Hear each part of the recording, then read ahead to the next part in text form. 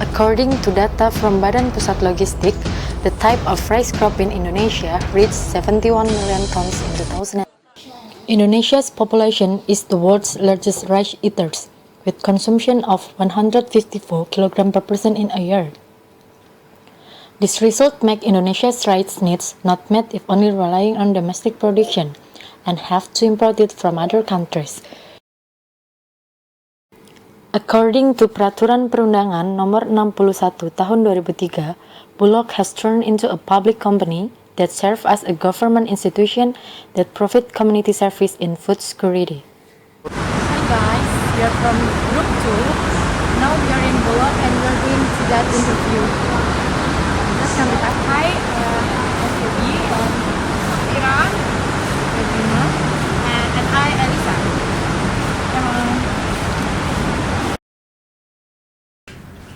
Oke, pada sore hari ini kita akan mewawancara Bapak Taufan Akif, Kepala Bagian Humas Lembaga Perum Bulog nih Pak. Sebelumnya terima kasih untuk meluangkan waktunya buat kelompok kita. Kita di sini ada sedikit pertanyaan, kurang lebih 5 pertanyaan untuk menanyakan tentang food security import agrikultur. Oke. Untuk pertanyaan pertama nih Pak, apakah Bapak setuju bahwa perdagangan bebas membuat sektor pertanian kita itu justru menjadi rugi? Kalau saya melihatnya gini, bukan kan zaman sekarang ini era keterbukaan, era perdagangan bebas. Karena saya menyikapinya bukan setuju tidak setuju ya, mau tidak mau, suka tidak suka ya harus kita terima dan harus jalanin. Yang perlu adalah bagaimana menyikapi perdagangan atau perdagangan bebas atau free trade itu. Kenapa? Karena kalau saya melihatnya dengan free trade itu kan harga akan bersaing. Selanjutnya nih Pak, menurut Bapak jika Indonesia mengimpor pangan, akankah Indonesia kehilangan ketahanan pangannya? Takut kedaulatan pangan. Kalau saya arahnya tadi pertanyaannya bukan ketahanan pangan, kedaulatan pangan. Kedaulatan pangan juga perlu dilihat bagaimana menyikapinya. Kenapa? Karena tidak selamanya itu impor salah, tidak selamanya juga impor benar. Yang penting gini, kayak kita ambil contoh beras ya. Beras kan dihasilkan dari padi ya, tanam padi, dari tanam padi itu juga prosesnya kan butuh waktu ya, sekitar 90 hari kan, 3 bulan. 3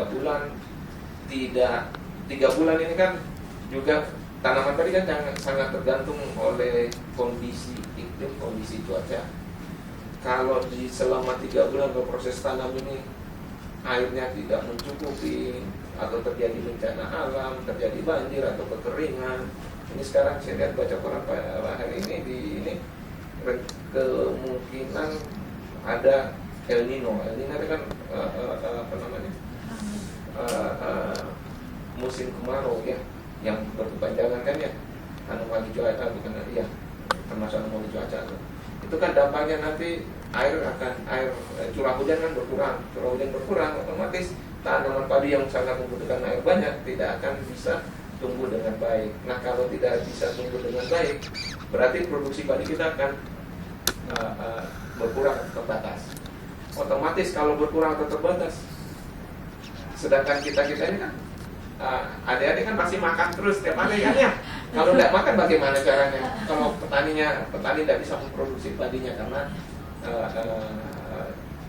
terganggu tadi, otomatis kan kita mengambil dari luar, otomatis disini dari impor.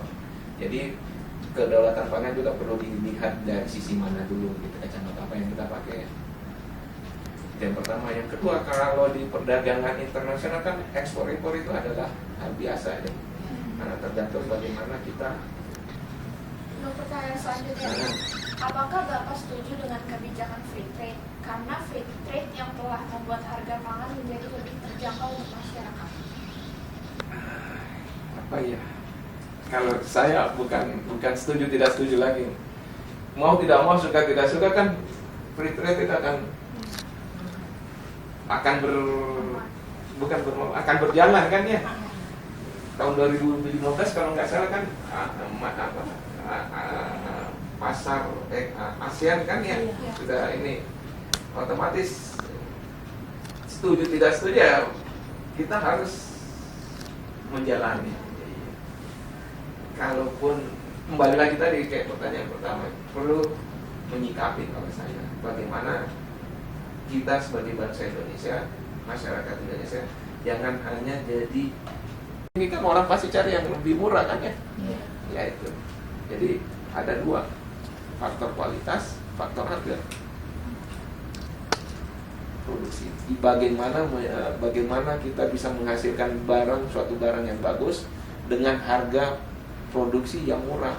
Nah, itu yang bisa survive atau tetap. Pertanyaan ke berikutnya, Menteri Pertanian Bapak Suswono pernah mengatakan bahwa pada tahun 2014 Indonesia sudah tidak perlu mengimpor beras lagi. Namun menurut data yang kami temukan pada www.merdeka.com beberapa hari yang lalu, bahwa ditemukan bulan Februari 2014 kita ada kasus beras ilegal yang berasal dari Vietnam. Bagaimana pemerintah khususnya Bulog dalam menyikapi hal ini? Apa ya? Kalau jawabannya sih sebenarnya sudah ada juga ya di pemerintah kan sudah menjawab ya hal itu. Tapi kalau dari dilihat juga ada dua sih, kalau mau melihatnya dari sisi produsen bagaimana, dari sisi konsumen bagaimana. Kalau impor, yaitu kembali lagi tadi free trade ya. Kalau impor kan otomatis akan menambah supply di dalam negeri. Supply bertambah di dalam negeri kan otomatis, kalau di hukum ekonomi kan demand and supply. Kalau demandnya tetap, supply-nya bertambah kan harga stabil cenderung turun. Itu dari sisi konsumen akan senang kan, karena akan harganya rendah, harganya turun. Bandingkan dengan kalau supply-nya terbatas, demand-nya tetap kan, orang kan berebut kan, otomatis harga naik. Itu kan yang akan memberatkan masyarakat. Tapi dilihat lagi dari sisi konsumen, dilihat dari sisi produsen. Ini kan kaitannya beras ya. Produsen petani kan otomatis dengan masuknya impor akan menekan harga di tingkat produsen, di tingkat petani. Jadi kalau saya melihatnya timingnya gitu lah. Timingnya menyikapin, dilihat dulu dari mana, mau sisi konsumen atau sisi produsen. Kalau pas waktunya pada saat kita memang barang kita, produksi kita berkurang baru masuk impor, itu kan sangat bagus gitu lah. Harga tidak akan berfluktuasi. Harga bisa. Bulog sih enggak, karena kita kan bukan pengimpornya. Bukan Bulog pengimpor di situ. Bukan Bulog. Jadi tidak berdampak apa? Tidak ada dampaknya ke Bulog, tidak ada. Ini Pak, pertanyaan penutup terakhir Pak ya. Harapan apa atau prospek apa ke depannya yang dapat pemerintah atau Bulog yang dapat diberikan kepada warga masyarakat Indonesia dan lapangan?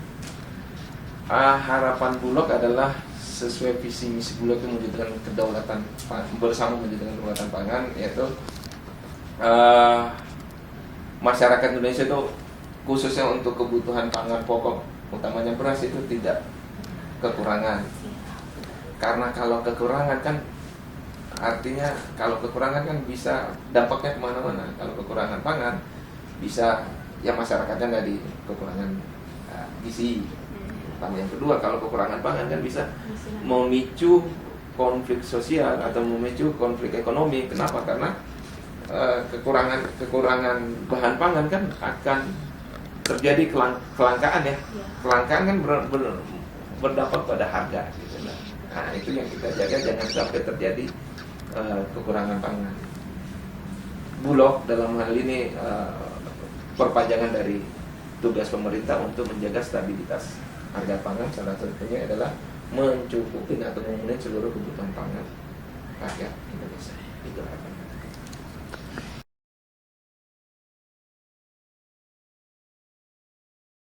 Buat pedagang beras kayak Bapak nih, dampak positif negatifnya apa Pak kalau impor doang? positifnya kalau lagi panen ini apa? Jadi berasnya bagus-bagus, beras lokal kita ya. Dampak negatifnya itu kadang kalau kita stoknya lagi berkurang, Jadi stoknya juga agak susah gitu. ya stoknya lagi susah, harganya otomatis jadi agak mahal gitu kalau nggak dibantu beras impor. Ya, itu aja.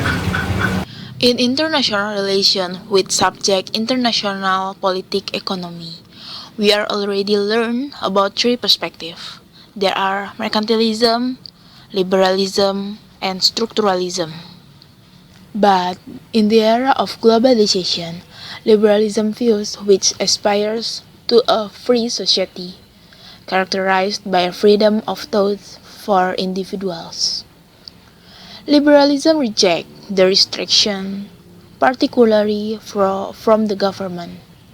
Liberalism also calls for free exchange of ideas, a market economy that supports private enterprise. That is relative free and transparent system of government, and reject the existence of restriction on the position of individual. Moreover, there are tenets of neoliberalism after liberalism. For Keynes, the solution have to release the instability of the market through government intervention, because the private actor cannot be relied upon to create aggregate demand during a recession. The government has an obligation to make a request. For a conclusion for the perspective and the talks of the food security and agricultural import, then, firstly, we see from the side of mercantilists who think that well-being of the country is determined only by the amount of asset or capital saved by the country concerned. But when we are see for the era of globalization, then we criticize the excessive state intervention, with the sole wants to be free expires from a community and is characterized by freedom of thoughts for individuals. Finally, we agree with neoliberalism, which free of individual, but and then the government can intervention, but limited.